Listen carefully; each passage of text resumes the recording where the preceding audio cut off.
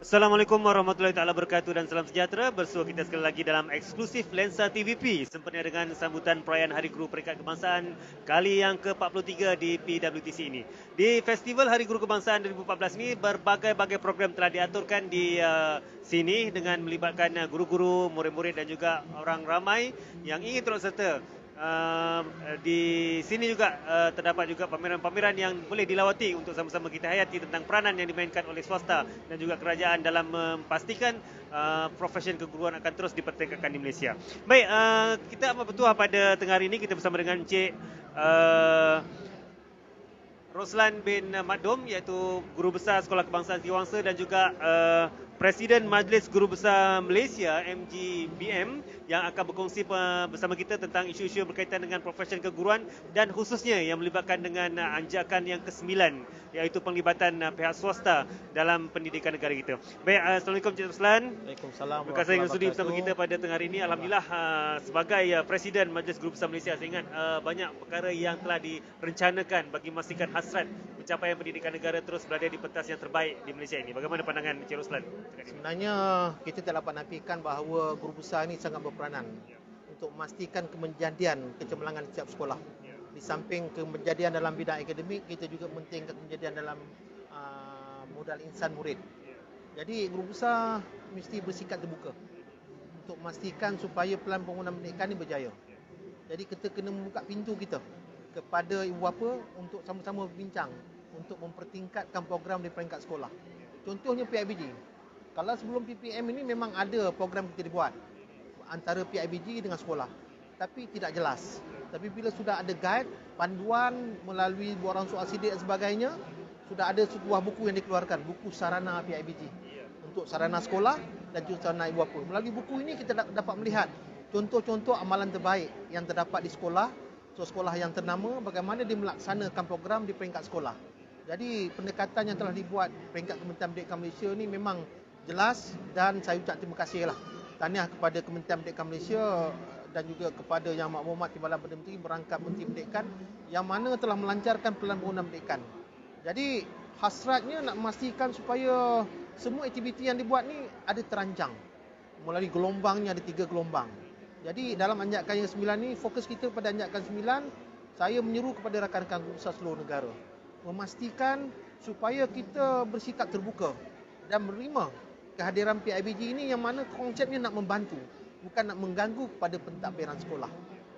Setakat ini penglibatan dan juga sokongan pihak luar khususnya PIBG dan juga pihak swasta dalam program-program di sekolah. Bagaimana pandangan Encik Roslan? Pada saya, kalau melihat kepada keadaan sekarang ni memang penglibatan sangat meluas. Di samping di peringkat sekolah, PIBG memang terlibat. Dalam masa yang sama, PIBG juga boleh membantu, melibatkan pihak institusi luar seperti swasta dan juga badan-badan NGO untuk membantu program-program yang dirancang di peringkat sekolah. Contoh kita lihat pada hari ini saja, kita ada Carnival Pendidikan sempena Hari Guru. Berapa banyak NGO-NGO yang terlibat dalam menjayakan program kita sempena Hari Guru. Di peringkat sekolah juga terlibat, yang mana contoh di Setiawangsa, kami sebagai sekolah berprestasi tinggi, memang penglibatan itu kita harapkan. Dan saya sangat bernasib baik. Baru ini sekolah kita dianugerahkan sebagai sekolah pengurusan terbaik keseluruhan PIBG di peringkat kebangsaan. Saya dapat melihat penglibatan PIBG, elit dan kuasa. Di samping itu kita telah memperluaskan penglibatan itu dalam kumpulan sokongan ibu bapa, KSIB. Melalui KSIB inilah ibu bapa berperanan merancang program-program, membantu sekolah. Contohnya ada ibu bapa yang ada mungkin bekerja di syarikat swasta dalam bidang pengiklanan, dalam bidang contohnya bidang cat. Baru ni sekolah saya menerima 30 tin cat untuk keceriaan bilik kelas. Jadi bila adanya kumpulan KSB ni, tugas guru semakin ringan. Kerana mereka bersama-sama dengan kumpulan KSB ni datang ke sekolah membantu pihak sekolah. Ini antara dapatan dan juga hasil daripada PPPM ini, yang mana sangat jelas penglibatan ibu bapa dan juga pihak swasta. Apabila konsep keterbukaan ini dibuka kepada pihak luar, khususnya sarana ibu bapa dan juga NGO yang ingin turut serta menyumbang, kita lihat ramai sebenarnya pihak-pihak luar yang ingin turut serta membantu di dalam sektor pendidikan negara kita. Kalau kita lihat di luar bandar pula, kita lihat perkara ini masih baru bagi mereka. Jadi apakah tindakan-tindakan yang perlu dilakukan oleh guru besar ni untuk memastikan mereka Sebenarnya di luar bandar memang telah wujud. Kita mungkin luar bandar melalui ketua kampung, Ya. melalui ketua masyarakat, berbilang kaum. Jadi saya rasa benda ni dah berjalan sebab panduan ni telah ada. Di mana had penglibatan. Jadi saya kata tadi penglibatan guru besar tu mesti bersikap terbuka untuk menerima kehadiran warga-warga di luar ini. Jadi di luar bandar pun sudah bergerak. Kalau kita lihat dalam perancangan PIBG belum menganjurkan pengurusan terbaik PIBG bukan sahaja fokus pada bandar, kita di luar bandar dan juga kawasan pedalaman. Makna kata hasrat pihak kementerian itu telah sampai ke peringkat grassroots masuk di luar bandar dan juga kawasan-kawasan pedalaman. Makna kata bagaimana pihak pentadbir sekolah nak menterjemahkan anjakan 9 ini supaya warga pendidik itu faham. Warga pihak NGO, pihak-pihak penduduk dan juga ibu bapa yang berada di luar bandar, bagaimana dia nak melibatkan ini. Mungkin dia tidak ada punca kewangan, tetapi mungkin dengan tenaga kepakaran dia ada. Kita nak mengadakan gotong royong, nak mengadakan keceriaan sekolah. Mungkin kita gunakan kepakaran mereka di luar untuk membantu pihak sekolah. Ini berbeza. Kalau di bandar kita gunakan tokoh korporat, tapi di luar bandar kita gunakan tenaga kerja dengan kemahiran yang ada pada mereka untuk sama-sama membangunkan sekolah. Ini saya ingat bergantung kepada kreativiti guru besar masing-masing bagaimana menerima sumbangan-sumbangan yang berbagai bentuk yang kita lihat sama ada bandar ataupun di luar bandar. Dan kalau dilihat Cik Roslan, dahulu dan sekarang kita nampak perubahannya jelas. Penglibatan secara terbuka, kalau dulu kita rasa tertutup. Dan sekarang ini kita lihat peranan ibu bapa bukan sahaja terletak di rumah, malah di sekolah untuk sama memastikan kecemerlangan itu dapat sama-sama dirasai oleh semua pihak. Jadi pandangan Cik Roslan. Memang dah berlaku. Contohnya bila kita nak mengadakan sukan, semua guru terlibat untuk mengajukan sukan. Tapi bila ada Pelan Pembangunan Pendidikan anjakan 9 ni, kita melihat penglibatan bapa secara terbuka datang membantu. Contohnya bila kita nak mengadakan mentar desa. Sekarang ni kita boleh gunakan bapa sebagai jaga checkpoint. Bapa boleh datang. Makna kata tugas guru tu dah semakin fokus kepada PMP. Tetapi ibu bapa ni membantu kita. Itu saya kata tadi, sebagai guru besar, kita kena membuka ruang yang seluas-luasnya, tetapi kena had. Pergerakannya kita hadkan dan kita tahu apa yang berlaku. Jadi yang kita nampak memang kita nak fokuskan sekarang ini pengajaran dan pembelajaran biar guru yang uruskan di bilik darjah. Manakala ibu bapa fokus daripada contoh keselamatan sekolah. Contohnya keadaan itu sangat sesak. Pengawal kesihatan tak boleh membantu. Ada sekolah sehingga ada pintu masuk ada 4, pengawal ada 2.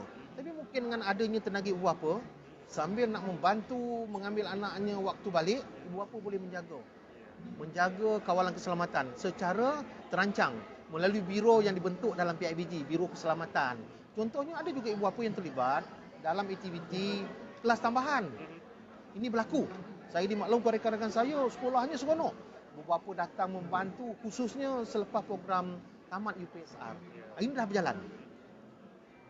Perkara yang menjadi isu sekarang ini ialah bagaimana mengisi ruang-ruang yang ada di kalangan anak kita selepas waktu sekolah maupun sebelum waktu sekolah. Dan saya lihat penglibatan ibu bapa memang penting di sini bagi tidak berlaku gejala yang tidak sihat berlaku sama di bandar maupun di luar bandar. Pandangan Cik Roslan. Kita lihat kepada program, kita masih ada pesta UPSR. Pesta UPSR akan berjalan pada 9 bulan September. Setelah itu murid-murid dah selesai belajar. Kadang-kadang bagaimana kita nak menarik minat murid itu supaya hadir ke sekolah. Jadi pihak sekolah merancang program, mungkin penglibatan ibu bapa. Ada yang ibu bapa secara volunteer terlibat selaku jurulatih. Ada juga program yang kita buat untuk memberi motivasi selepas peksan ke arah mana kerjaya murid. Ini berlaku. Jadi kita gunakan kepakaran daripada kalangan ibu bapa. Maklumat kita ada melalui sistem maklumat sekolah. SMM, sistem mak murid, kita ada rekod ibu bapa. Jadi melalui rekod ini yang kita ambil dan kita gunakan melalui PIBG, melalui Biro Pendidikan. Kita panggil ibu bapa, kita jalankan program supaya aktiviti banyak di sekolah, murid minat datang ke sekolah tetapi diuruskan oleh secara volunteer di kalangan ibu bapa dan NGO-NGO yang lain. Kita juga boleh melibatkan NGO-NGO seperti korporat, serta bank simpanan macam adakan pameran, adakan program motivasi bagaimana kita nak melibatkan anak-anak kita dalam program menabung dan sebagainya. Memang berlaku di sekolah sekarang ini. Dan kalau kita lihat dahulu mungkin cabarannya agak getir, dan hari ini dengan program dan juga plan yang telah dibangunkan oleh Kementerian sendiri, kita dapat mempermudahkan urusan ini. Yang cabaran-cabaran tidak dapat dinafikan, mesti dihadapi. Jadi antara cabaran yang perlu ditangani dengan sebaik mungkin ini, Cik Roslan. Mungkin kadang-kadang terdapat segelintir bilangan kecil, yang mana kalangan ibu bapa yang tak begitu jelas tentang peranan dia.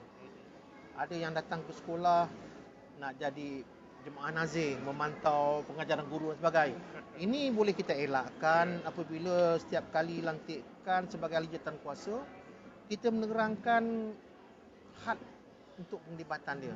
Jadi kalau kita ada perlembagaan, kita serahkan pada jawatankuasa, kita sebar luaskan setiap kali dalam mesyuarat, mereka tahu di mana hadnya. Jadi memang berlaku. Tetapi bilangan nikah ni terpencil. Kalau sebelum ini memang banyak kita lihat bahawa guru besar ni kadang-kadang tak memberi ruang kepada pihak BG. Dia risau. Takut bila pihak BG aktif, seolah-olah macam pengetua atau guru besarnya tertinggal di belakang. Tetapi sekarang masing-masing jelas di mana peranan guru besar, di mana peranan pengetua, di mana peranan pihak BG. Jadi kita ada had dia. Jadi sebagai guru besar, kita mesti bijak menangani masalah ini supaya kita berada dalam keadaan menang-menang. Jadi yang fokus kita bagaimana kita nak melibatkan komuniti ini untuk memajukan sekolah kita sendiri.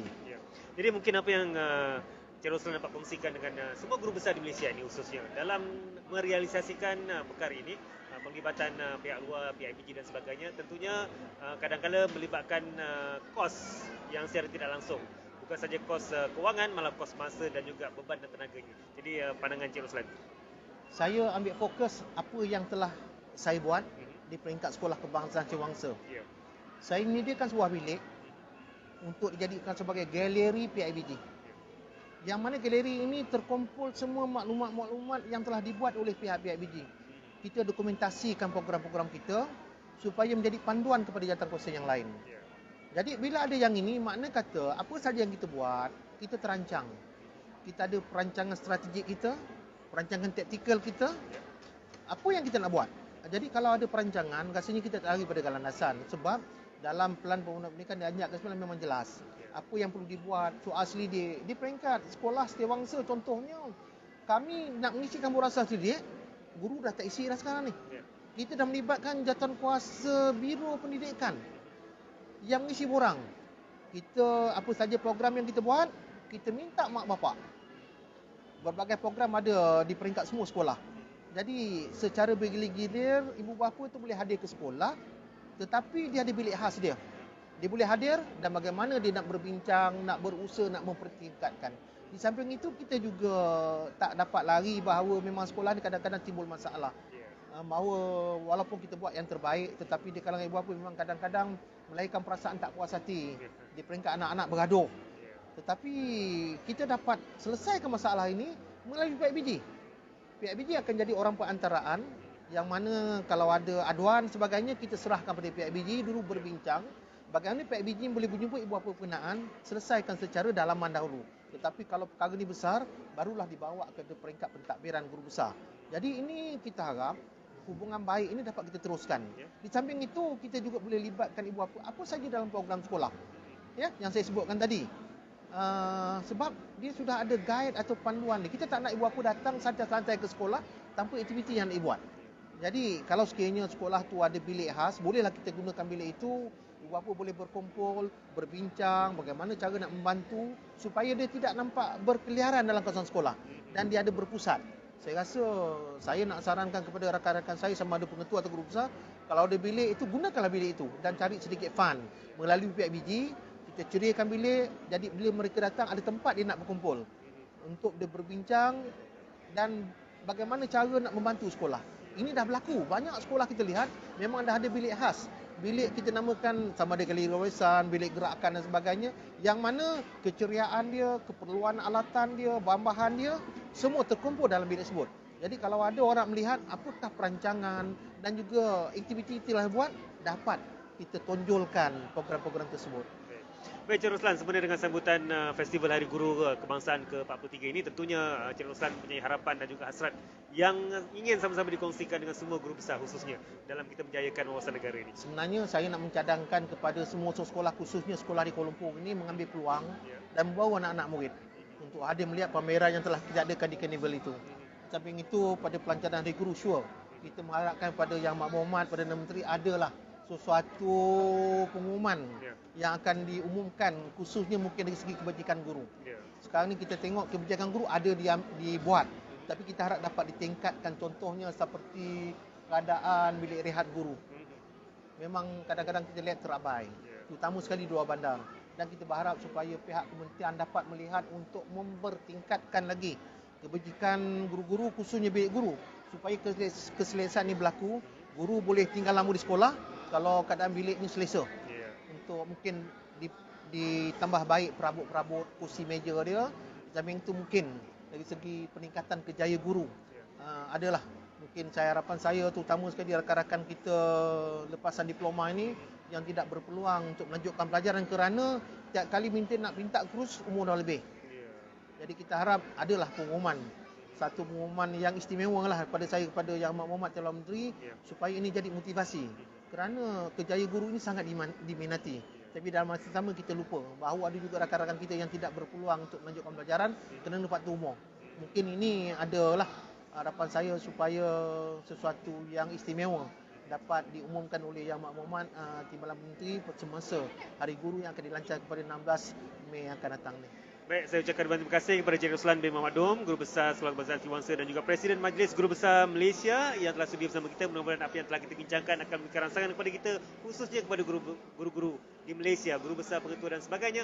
Akan kita dapat terus sama-sama berganding bahu bersama dengan pihak swasta maupun PIBG untuk sama-sama merealisasikan tentang kepentingan pendidikan untuk anak-anak kita, untuk generasi masa depan dan untuk kepentingan pendidikan masa depan negara. Dan sebenarnya dinyatakan Encik Roslan, kita juga berdoa agar guru akan mendapat manfaat yang terbaik, mungkin dengan pengumuman-pengumuman terkini tentang peningkatan prestasi ataupun kualiti pendidikan dengan ganjaran-ganjaran tentu, dan kita harapkan agar guru akan terus berusaha dengan lebih gigih, dengan ikhlas, dengan sebaik mungkin demi kepentingan pendidikan negara.